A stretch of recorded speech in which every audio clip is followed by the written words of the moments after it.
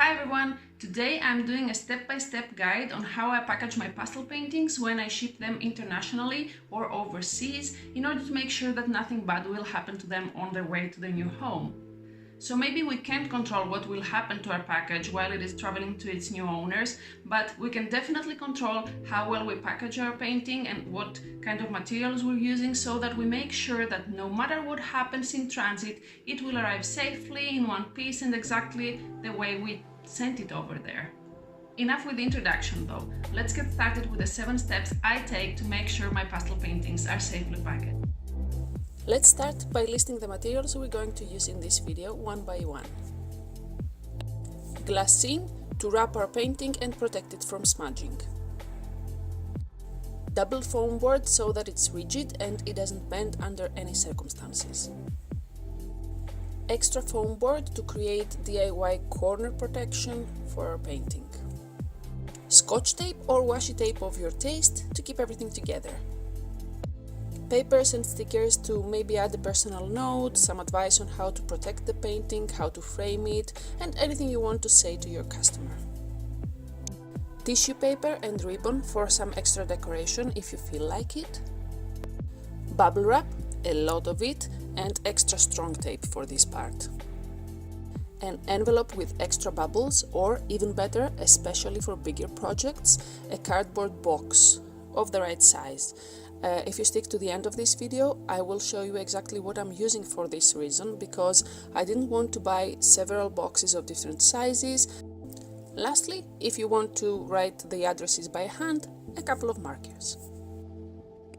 These were all the materials I am going to be using in this video. Moving on to the step-by-step guide on how to safely package your pastel painting. The first step of this process is to wrap your painting in glassine paper. Glassine is smooth and glossy, it doesn't stick, so it will protect your painting from getting in touch with the foam boards or anything else in the packaging process. I prefer to pick a sheet that is big enough to wrap all around the painting so that I don't have to stick the washi tape on the back of the painting. The washi tape is up to you. If you want something colorful or something simple, it's your choice. In step 2, after it is safely wrapped with glassine paper, I put the painting like a sandwich in between a couple of foam board sheets. I've picked foam board sheets that half a centimeter thickness because they are rigid enough to protect the painting but not heavyweight.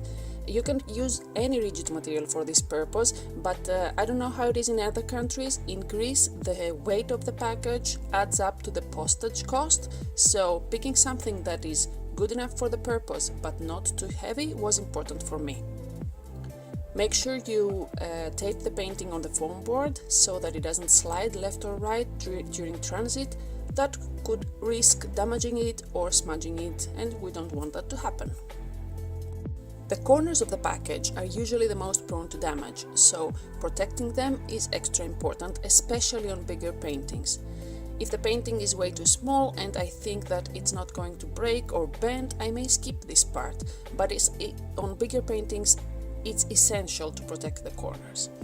You can buy corners out of foam or plastic that are ready to use, but I find that these are quite expensive and not easily found in Greece, so I make my own out of the extra foam board that I don't use anyway. You can see in the video how I've taped them to the corners of the foam board to make it extra rigid. Step 4 is not so much about protecting the painting during transit, but advising your customer on how to care for the painting afterwards, how to frame it, where to hang it, and stuff like that. It's also your opportunity to add some personal touch, maybe a thank you note, and connect with your customer in a special way. I usually stick that envelope on the foam board so that it doesn't slide around and create a mess during transit. Same goes for step 5, which is the decoration part. You can do your own thing here. Pick something colorful, something black and white, add your personal touch in any way you think is good and beautiful. It may seem unimportant, but it is extra special for someone to open a package and find something beautiful inside that feels like a gift even if it isn't one. back to the safety of our painting, in step 6 we add bubbles, and we add a lot of it. They are cheap, they're not very heavy, just use as much as you feel is right for your painting. Losing sleep over worrying whether your painting will arrive safely or not is just not worth it. Cover it in bubbles as much as you want. Last step, step 7, is the cardboard box. As I said at the start, if it isn't a big painting and I feel like it is safe anyway, I might just use an envelope with extra bubbles, but I usually prefer a cardboard box because it's sturdier, it's safer, and it doesn't cost that much anyway. Afterwards, you can write your addresses with either a couple of markers, or if you want, you can always just print stickers and put them on top. In this step, make sure that your box is completely closed, use extra strong tape and put it all around it so that you are 100% sure that it's safe and it won't open by mistake during transit. And that's it, our package is ready. It is strong, it is sturdy, it will keep your painting safe even if you ship it overseas, internationally, anywhere in the world. You can sleep safely while it travels to its new home. Now, as I promised at the start, I will show you the kind of cardboard box I prefer and the ones I'm using in this video. Buying all kinds of different sizes of cardboard boxes for different kinds of paintings seemed quite daunting and expensive, to be honest, so this is the solution I found for my personal use. They're called JustFoldMe. They're actually carton sheets that you can cut down to any size you want.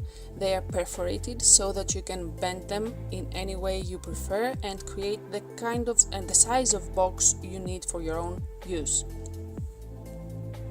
You can go into their website and take instructions on where to cut, what size you need, depending on the kind of box you want to create, and it was a very good alternative for me instead of buying different kinds of boxes, as I said earlier. Obviously, I'm not sponsored by them, it's just my second video and I barely have any subscribers, so that's not the case here. It's just what I like, and I think that it is a good advice for starters.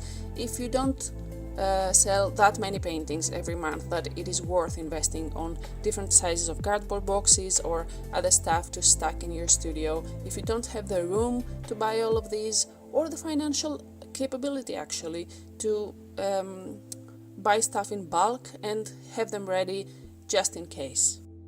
I hope you found this guide useful. If you did, please leave it a thumbs up. If you have any questions, just leave it in the comments below. I will make sure to answer each and every one of them. If you'd like to see more videos like this, consider subscribing, and I hope to see you on the next video.